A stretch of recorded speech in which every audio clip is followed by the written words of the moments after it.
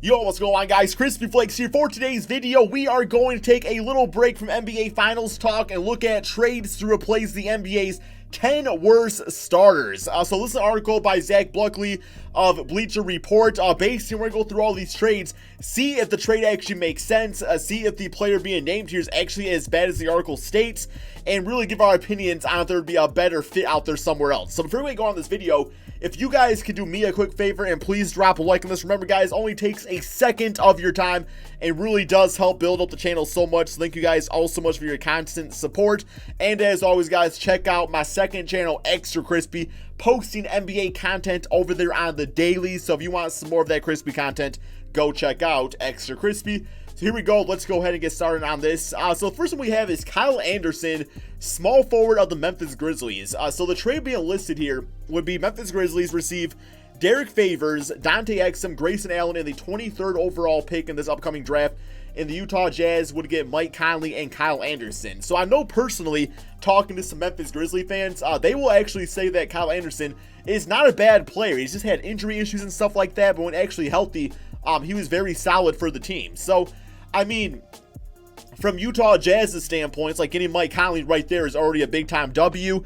Getting Kyle Anderson to add to the roster, you know, to be like a jack-of-all-trades type of player off the bench would be pretty nice for them.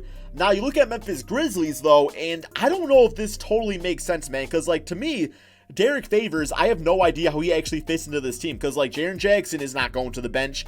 Jonas Valanciunas, when actually healthy, has been very nice for the Grizzlies. I mean, I guess Derek Favors wants to be like a six-man, but even that, it's like you're paying a guy, what is it, like $17 million, whatever his contract is or will end up being for a backup center. That's really not worth it for a team that's looking to rebuild. You know, Dante Exum, I know the potential could still maybe possibly be there, but me personally have kind of written him off as a player. Grayson Allen, okay, sure, why not? And then the 23rd overall pick, I mean, it's a pretty top-heavy draft, man. So, you know, that 23rd pick, I don't know how quite valuable that would actually be. I guess really the only benefit here is getting out of Mike Conley and Kyle Anderson's contract, but even so, you're taking on Derek Favors, and Dante gets like $11 million a season. So, I don't know, man. I'm going to say this is probably not a great trade for the Memphis Grizzlies. I think there's probably some better offers out there that makes more sense that can actually help them building going forward. Next up, we have Tristan Thompson of the Cleveland Cavaliers. So this is the Cavaliers get Malik Monk and Bismack Biyombo. The Charlotte Hornets receive Tristan Thompson. So, I mean, for the Cleveland Cavaliers, it's not bad because getting Malik Monk, I still think he has potential to be a really solid scorer here in the NBA. And I don't, you know, if I'm the Charlotte Hornets, a team that's probably on the rebuild, I don't know if Thompson's the guy I want to take on to get Malik Monk. It's like, I would rather keep Malik Monk and try to, like, build him the rotation because, you know, Thompson really just adds on to the whole thing that the Charlotte Hornets are in trouble with right now anyway, and that is having all of these big guys that have these contracts that are pretty damn large. You know, Cody Zeller, I think Frank Kaminsky's contract, I don't know if his is too bad, but I know Cody Zeller for sure. Bismack Biyombo, maybe. I know they got a few bad contracts out there, plain and simple, and they just have these expensive deals, but the guys don't really put out the output. Thompson would definitely add on to that, man. I mean, it says right there, $19 million on the season, so, like, yeah, Thompson's nice. He probably would be the starter of that team.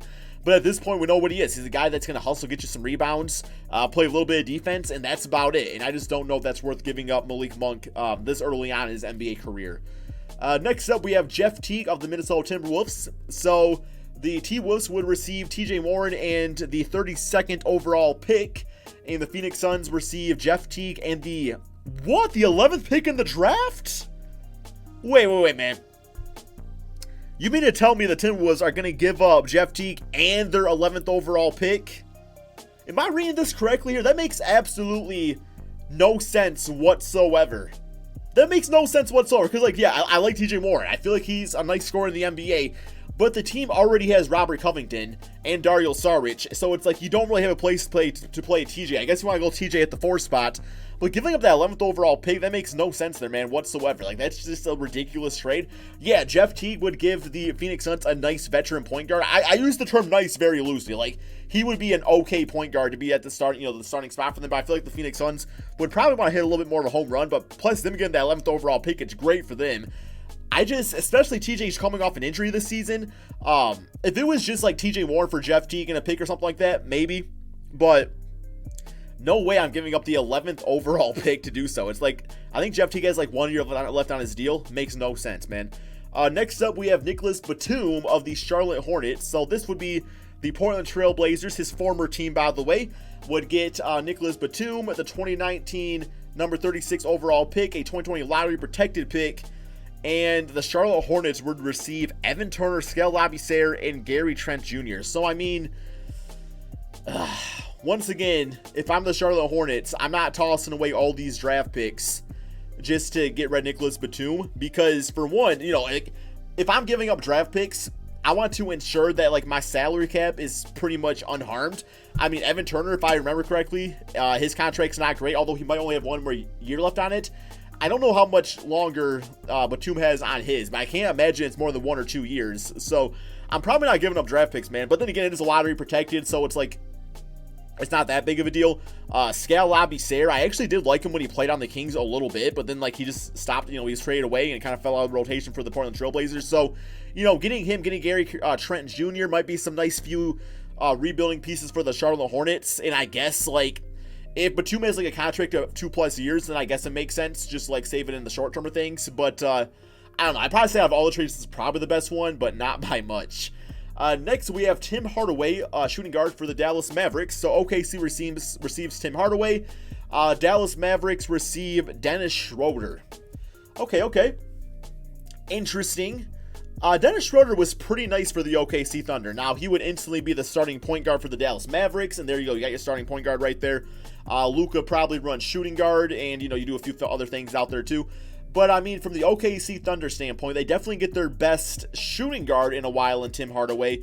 The issue is, I don't know exactly how he fits into a team with Russell Westbrook, like in a backcourt.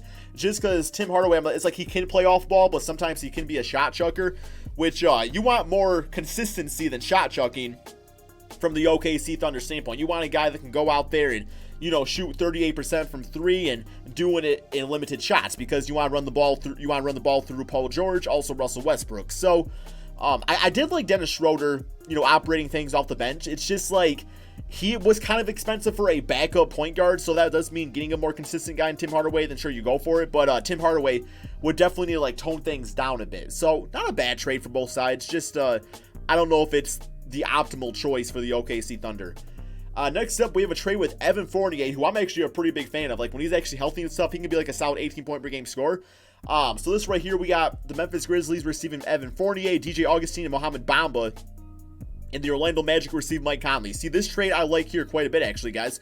Because, you know, Bamba would be behind Jonas Valanciunas in rotation as of right now, but he's still extremely young.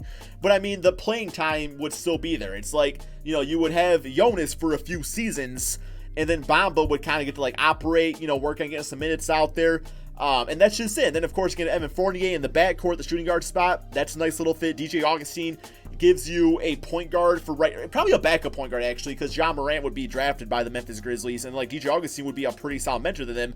And then the Orlando Magic, you know, they're ready to take that next step with Mike Conley, get a consistent point guard, someone they can mentor Markelle Fultz going forward for the next few seasons. And then all of a sudden, man, I think this probably works out for both teams. The Magic would probably end up re-signing Vucevic. You got Aaron Gordon, Jonathan Isaac out there. You know, get Terrence Ross back on the team. I would say this is the best trade so far. I actually do like this for both sides. I think it makes plenty of sense. I can see the Magic not wanting to quite give up on Bamba, but at the same time, man, it's like Vucevic is like, what, 28, 29? You sign him for a 4-year, 5-year deal. It's like, that's your center for the next, you know, half a decade, man. So, not a bad little trade. Next, we have Chris Dunn of the Chicago Bulls. So, the Lakers receive Chris Dunn, and the number 7 overall pick, the Chicago Bulls, receive Lonzo Ball.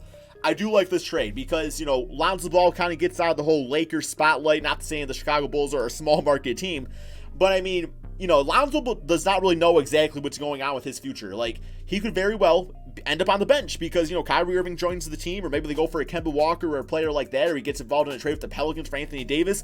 You really don't know. I like the idea of Lonzo going to the Bulls just because, like, he's the point guard. That's it. That's the team, man. You got him with Lauri Markkanen and Wendell Carter and Otto Porter and Zach LaVine. That's your starting 5. Meanwhile, for the Lakers, you know, Chris Dunn there's not going to be a question there being like, yo, is Chris Dunn going to start at point guard? No, man. It gives you a nice bench point guard. That's what Chris Dunn would be. He would be a bench player for them. You also got that 7th overall pick, which you can package with the number 4 to make a more enticing offer to try to get like a Anthony Davis or somebody like that. You go out there, sign Kyrie Irving, Klay Thompson, Kawhi Leonard, somebody like that, bro. Lakers all of a sudden, man, are contending in the Western Conference yet again. Good trade for both sides. Next up, we have Andrew Wiggins for the Timberwolves. So this would be the Hawks would get Andrew Wiggins, and the Minnesota Timberwolves would get Kent Bazemore and Miles Plumlee. The reason you do this trade for the Minnesota Timberwolves is because, you know, Kent Bazemore and Miles, I believe they have 1 more year left on their deal. Andrew Wiggins, looking to be a bit overpaid at this point in his NBA career. He's got, what, 4 years, $122 million remaining on his contract, as it says below. But I do like the idea of him going to the Hawks. I feel like that's just a very low-pressure situation for him. It gives them a new dynamic on the team. All of a sudden, you're looking at, you know, Trae Young, Andrew Wiggins, John Collins for your big young 3 out there. Not a bad look to things. I will say that maybe the Minnesota Timberwolves would ask for like a Taurean Prince out of this instead of a Kent Bazemore. Just because, like, you know, Prince is looking for a new home, and I feel like that's the type of small forward that would work out very nicely for this Timberwolves team. Would help them with defense, floor spacing, you know, things like that, man. So, once again, a pretty solid trade right there. These are definitely getting better as we go along. Next up, we have, well, Taurean Prince from the Atlanta Hawks. Okay, so this one they have him going to, ooh, this is interesting. John Collins, Taurean Prince, Kent Bazemore, and the number 8 overall pick for Anthony Davis. The only way I'm doing this if I'm the Hawks is if Anthony Davis, like, guarantees he's going to sign. But even so, man, like, why would Anthony Davis want to go to the Hawks if all these players are being traded away? Because all of a sudden, then it's just AD and Trae Young, and that's it, man. And I mean, Anthony Davis plays with a pretty nice guard, as is with Drew Holiday, and it's not really getting him anywhere. So, yes, he'd be in the Eastern Conference, but I don't know. Like, yeah, if you're the Pelicans, you can get this deal. Hell yeah, I'm all over that, man. I'm all over that trade. I just don't see the Hawks realistically being a landing point for Anthony Davis. But overall, man, like, it's a nice trade for the Pelicans, just probably not very plausible.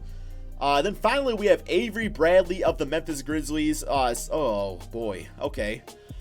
We have the Detroit Pistons receive Mike Conley, Avery Bradley. I mean, Mike Conley, I'm all for. Avery Bradley, been there, done that. We do have to give up Reggie Jackson, Luke Kennard, Langston Galloway, John Lure, and the number 15th pick in the draft. I mean, Luke Kennard looks really nice, bro. But I mean, Mike Conley's a nice player himself. It's not a bad trade. It is kind of expensive because, you know, Mike Conley does have like 2 years left on his deal, and he's a very expensive player. But it's not a bad trade. I would be, if it were to happen, I'd be like, okay, this is the route we're going with. We're going more with the route of trying to win now with Blake Griffin and Drummond and Mike Conley, and you had Avery Bradley out there. It's interesting. It does give the Pistons a bit more wing depth out there too, just because like Avery Bradley with his defense. And then the Memphis Grizzlies, of course, you know, get Reggie Jackson, who would be a mentor. I don't want to say a mentor to John Morant, but he would need to be a 6-man because he ain't going to start over Ja. You get Luke Kennard, you know, Luke and Ja, that's like your future backcourt right there, man. That's it. And then, of course, again, that 15th pick. And then, of course, some Tolson players like Langston Galloway, John Lure. Interesting trades out here, man. Like I was saying, though, definitely some better than others. But anyway, hope you guys all enjoyed this video. I love going through these little articles, man. It's so much fun just being able to talk some basketball and stuff. So I know the NBA Finals are going on right now, but I do think we're in for a crazy NBA offseason. It's going to be a great time. So as always, guys, you know, be sure to drop that like, subscribe if you're new to my channel, and peace out, my friends.